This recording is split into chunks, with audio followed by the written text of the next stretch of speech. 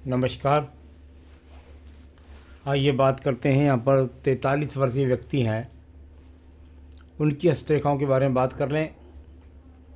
उनकी उंगलियों पर, उनके हाथ के पर्वतों पर, उनकी हाथ की रेखाओं में किस किस प्रकार की गतिविधि चल रही है, यह मैं यहाँ पर आपको बताने वाला हूँ। सबसे पहले बात कर लेते हैं हम कनिष्ठा उंगली के बारे में। कनिष्ठा उंगली वो उंगली है जो आपके बौद्धिक स्तर के लिए बहुत अच्छी होनी ज़रूरी है, क्योंकि अगर बौद्धिक क्षमता नहीं है तो व्यक्ति के अंदर कुछ भी समझिए नहीं है। मुझे लगता है ये उंगली लगभग सूर्य की उंगली के प्रथम पर्व के बराबर लंबाई में पहुंच चुकी है। अगर थोड़ा बहुत गैप बनता है इसकी सीध में आने से तो समझ सकते हैं कि जीवन में थोड़ा संघर्ष आएगा, लेकिन उसके बाद प्राप्ति हो जाएगी। मेरे हिसाब से ये उंगली की लंबाई अच्छी है। जीवन के अंतिम समय तक याददाश्त अच्छी रहेगी व्यक्ति की। प्रथम पर्व पूरी तरीके से सुंदर है। व्यक्ति की भाषा शैली सुंदर है। व्यक्ति लोगों से अपने विचार खुल करके रखता है, दूसरे के विचारों को ग्रहण भी करता है। मानसिक स्थिति भी यहाँ पर मजबूत है। सेकंड पर्वत पर रेखाओं का प्रभाव बताता है कि व्यक्ति की व्यर्थ में किसी के साथ में लड़ने झगड़ने की प्रवृत्ति नहीं, साथ ही साथ अपने जो साथी संगी हैं काम करने वाले, उनके साथ तालमेल बना करके चलने वाला व्यक्ति है। चलिए बात करता हूँ मैं आपके तीसरे पर्व की। इस पर खड़ी रेखा इस बात को बताती हैं कि वर्तमान में भी व्यक्ति के धन के आगमन बने हुए हैं, कार्य से धन के आगमन बने हुए हैं।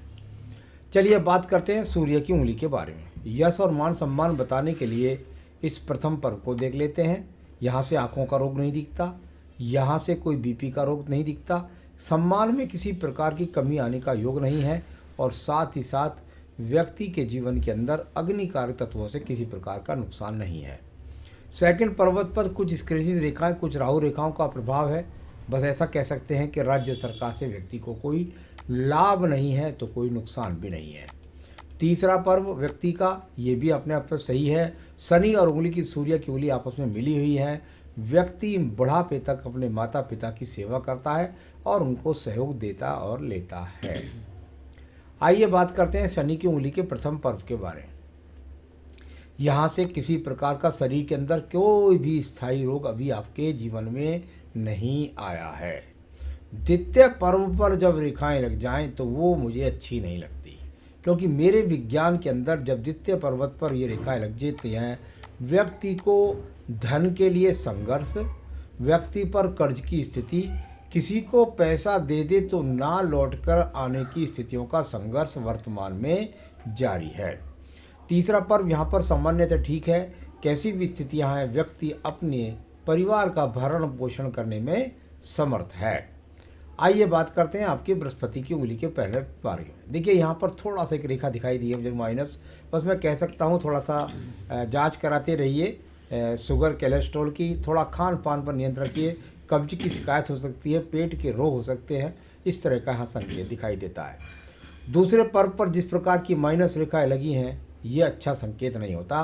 पति और पत्नी के बीच में तालमेल सही तरीके का नहीं है, बस इसको इतना बोल सकते हैं, इससे बुरी ज़्यादा बात नहीं। आइए नीचे वाले पर्व के बारे में बात करता हूँ। देखिए जब जब ये गैप बन जाता है बराबर में, तो ये व्यक्ति के जीवन के अंदर धन के संघर्ष को बढ़ाता है, नंबर एक। नंबर दो, व्यक्ति अपने जीवन में यथार्थ जैसी स्थितियों में अपने बच्चों को पढ़ाना चाहता है, उनकी ऊंचाइयों को प्राप्त कराना चाहता है, उसमें वह उस स्तर की शिक्षा उन्हें नहीं करा पाता है, या भगवान की कृपा इन लोगों को थोड़ा सा देरी से प्राप्त होती है। इसके लिए एक बहुत अच्छी चीज़ यहाँ पर रिंग, अगर आप पुखराज पहन लेंगे तो ये सब चीज़ों की स्थितियाँ आपकी मजबूत हो जाएंगी, धन के आगमन भी बढ़ेंगे, भगवान की कृपा भी बनेगी, और साथ ही साथ संतान का अच्छा सुख सहयोग भी प्राप्त होगा। आइए बात करते हैं आपके बुध पर्व के बारे में। बुध पर्व पर स्थायी रेखाएं बनने का प्रयास कर रही हैं। पर्वत यहाँ पर सम है, सबसे बड़ी बात है पर्वत का सम होना। पर्वत यदि सम है तो व्यक्ति को बिल्कुल किसी के आगे हाथ नहीं पसारने देता, मैं इतना कह सकता हूँ। कुल मिलाकर पर्वत पर वो स्थायी रेखाएं जो बहुत मजबूती से जो धन के आगमन को बढ़ोतरी करती हैं, वो अभी नहीं दिखती। हाँ बस ठीक है, धन के आगमन बने हुए हैं और मेरा काम धंधा चल रहा है। आइए बात करते हैं सूर्य पर्व के बारे में। सूर्य का पर्व यश मान सम्मान का, सेंटर में रेखा नहीं जा रही, राज्य सरकार से लाभ नहीं, राज्य सरकार से संबंधित जॉब से या टेंडर से लाभ नहीं, इस प्रकार के संकेत को दिखलाती है। तो कुल मिलाकर यहाँ कोई राजनीतिक लाभ भी दिखलाई नहीं देता। मैं बात करता हूँ आपके पर्व की, और वह है आपका शनि का पर्व। शनि का पर्व यानी कि कुल मिलाकर के यदि आपको देखें तो ये पर्व यहाँ पर दिखाई देगा आपको ऐसा कि चारों तरफ कुछ भिन्नता के साथ में भटका हुआ लगता है। यानी अगर मैं देखूं तो इसको बोल सकते हैं कि भाई पर्वत में कुछ ना कुछ ऐसा लगता है जैसे दबने के बाद हल्की रेखाओं का संघर्ष है। यानी भाग्य बनाने के लिए इसको कहते हैं संघर्ष करना। तो मैं समझता हूँ अभी भाग्य के लिए संघर्ष जारी है। चलिए बात करते हैं बृहस्पति के पर्व पर। किसी प्रकार का कोई एक्स का चिन्ह नहीं, राज्य सरकार का लाभ नहीं, किसी प्रकार का यहाँ पर देखते हैं तो कोई चतुर्भुज का चिन्ह नहीं, यानी जल्दी ही मकान बनने का कोई योग दिखाई नहीं देता, और साथ ही साथ ये मल्टी टैलेंटेड रेखाएं हैं। व्यक्ति ज्ञान से संघर्ष कर रहा है और धन के आगमन बना रहा है।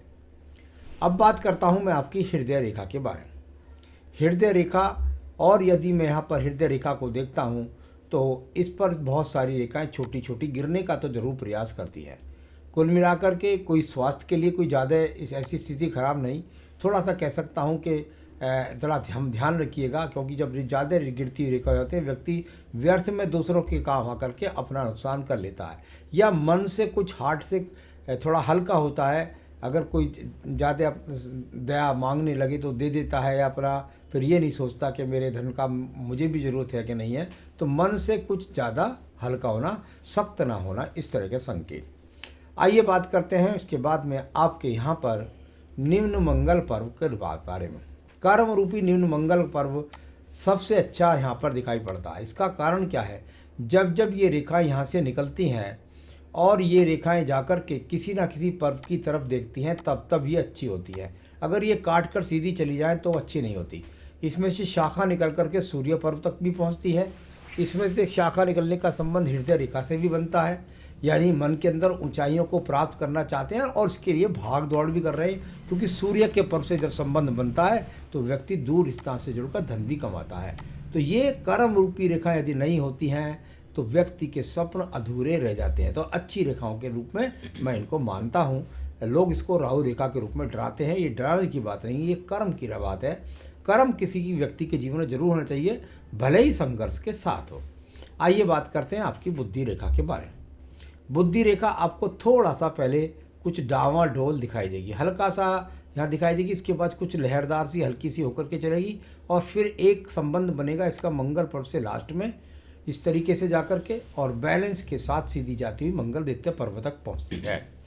यानी अगर मैं इसकी बात करूँ तो ये मुझे कहीं ना कहीं इस रेखा का संबंध दूर स्थान से जुड़ने का, पहले तो घर से दूर जाकर के जुड़ने का, जब यहाँ इस तरह से जाए। दूसरा, इसका संबंध बना है मंगल ही पर्व से।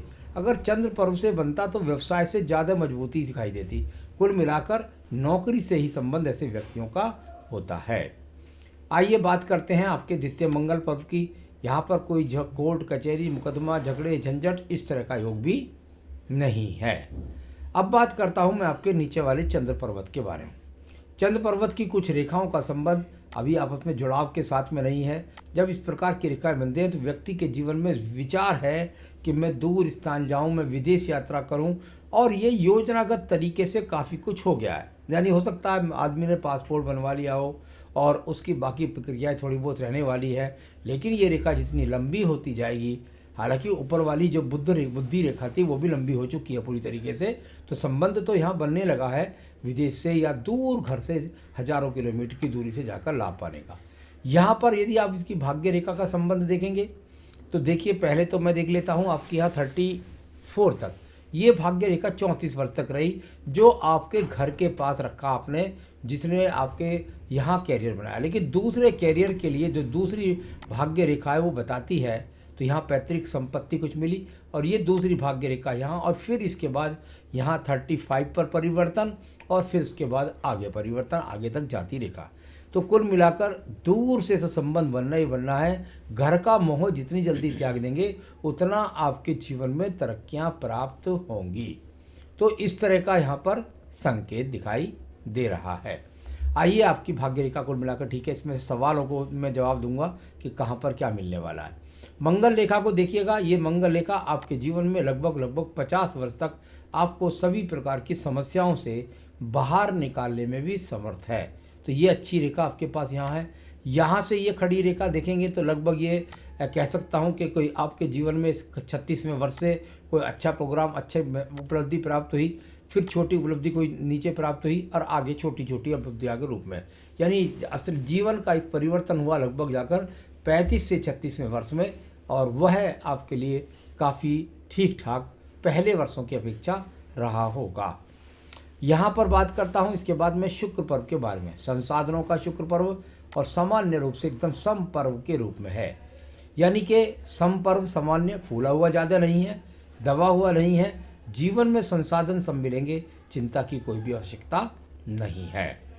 अगर मैं आपकी आयु रेखा की बात करता हूँ तो आयु रेखा पूरा शुक्र पर्व को घेरते हुए नीचे मणिबंध के अंदर तक पहुँच चुकी है, यानी 80+ की इसको एज में मैं कह सकता हूँ। इसमें कोई इसके साथ की कवरिंग रेखा है, इससे आपकी आयु रेखा बनेगी दूसरी कवरिंग रेखा के कारण। तो ये सब मैंने यहाँ पर आपको बताया। अब मैं आपके सवालों पर चलता हूँ। विदेश योग विदेश से कमाई, विदेश योग विदेश से कमाई का आपने मुझसे पूछा है। आपको प्रयास करने चाहिए ज़रूर, एक बात। दूसरी बात, इसमें थोड़ा सा प्लस करके चलिएगा, कभी कभी ऐसी जॉब 1500 से लेकर 2000 किलोमीटर तक व्यक्ति को मिलती हैं जो अच्छे मानी जाती हैं। आपका हाथ कहता है आप घर छोड़कर, घर मोह त्याग करके अगर दूर जाएंगे तो आपको धन के अच्छे आगमन बनेंगे। जैसी बुद्धि रेखा ऐसे व्यक्ति अधिकतर टेक्निकल या इंजीनियरिंग योग के द्वारा ज़्यादा अच्छा खासा धन कमा लेते हैं। तो कुल मिलाकर विदेश योग है, विदेश से कमाई का योग भी है, उसके लिए भी प्रयासरत रहे। स्वास्थ्य की कोई बड़ी विशेष मुझे यहाँ चिंता दिखाई नहीं देती, वो जो थोड़ा बहुत रोग हैं वो आएंगे चले जाएंगे। खुद का घर, मकान, गाड़ी, प्रॉपर्टी, अभी लगभग आपके जीवन के अंदर मैं 5 साल तक हाथ देख रहा हूँ आपका, अभी ये स्थितियाँ आपको नहीं मिलने वाली है। ये लगभग मुझको लगता है, जो अगर हाथ में देखता हूँ, हालांकि 5 साल से आज देखता नहीं, लेकिन मुझे नहीं लगता कि आप ये सब चीज़ें अपने जीवन में 50 वर्ष से पहले प्राप्त कर पाएंगे। गाड़ी वगैरह कोई लेंगे तो लोन से ले सकते हैं, मोटा कर्ज लेकर के आप मकान भी ले सकते हैं। तो मैं एक स्वतंत्र रूप से बोलता हूँ, एक कर्ज रूप से बोलता हूँ। व्यवसाय करें या नौकरी, नौकरी करनी चाहिए आपको। और जो कुछ भी हाथ में था मैंने देख लिया है। अंगूठे के पास का तिल 1 साल से है, आप ये बोलते हैं। अंगूठे के पास में यदि तिल की बात होती है, अगर आप पृष्ठ से पीछे की बात करते हैं तो पृष्ठ से पीछे का आप ऐसा समझिए कि सामने यदि आपको का चेहरा मैं अगर देख रहा हूँ तो आपके चेहरे के जो पीछे है उससे उसका कोई लेना देना नहीं होता। मेरा मतलब है हाथ के पीछे जो काले तीर होते हैं, इनको सिर्फ और सिर्फ आप छिलके में, केले में छिलके जैसा समझिए। छिलका फेंक दीजिए, केला खाइए, हाथ की सामने से रेखाओं के द्वारा ही फलों को पढ़ा जाता है। सेंटर का तिल जन्म से है। अब सेंटर का तिल यदि सामने हाथ में बता रहे हैं कोई तो उसको देख लेते हैं। मुझे तो यहाँ कोई सेंटर में तिल दिखाई नहीं दिया। अगर आप इसको छोटा मोटा तिल मान रहे हैं तो इसका यहाँ पे जीवन में कोई भी प्रभाव नहीं है। आपके जीवन में किसी प्रकार का कोई भी आपको नुकसान देने वाला ये नहीं है। तो ये इस प्रकार से यदि आपको हमसे छुप गया है तो आप उस जगह गोलधारा खींच के फ़ोटो खींच दीजिए, मैं बता दूंगा आपको बाद में भी। तो अब बताता हूँ आपके जीवन में आपकी तरक्की ना रुके और बढ़ते रहे आप आगे। इसके लिए आपको एक पुखराज यहाँ पर पहनना चाहिए। जल्दी से जल्दी धारण करें जिससे छिद्र भी भरे और ये आपको लाभ मिले जो मैंने बताया। तो ये तो आपका बनता है। साथ में पूजा पाठ के लिए मैं आपको ज़रूर बताना चाहूँगा कि आप अपनी रोज़ाना की पूजा के अंदर ज़्यादा से संकट नाशन गणेश स्तोत्र के साथ में सूर्य देव की पूजा, गायत्री मंत्रों का जाप इस तरह से करते रहिएगा। भगवान शिव की रुद्राष्टकम की पूजा, ये सब करें जिससे आपके जीवन में आने वाले संकट टलते रहे। नमस्कार।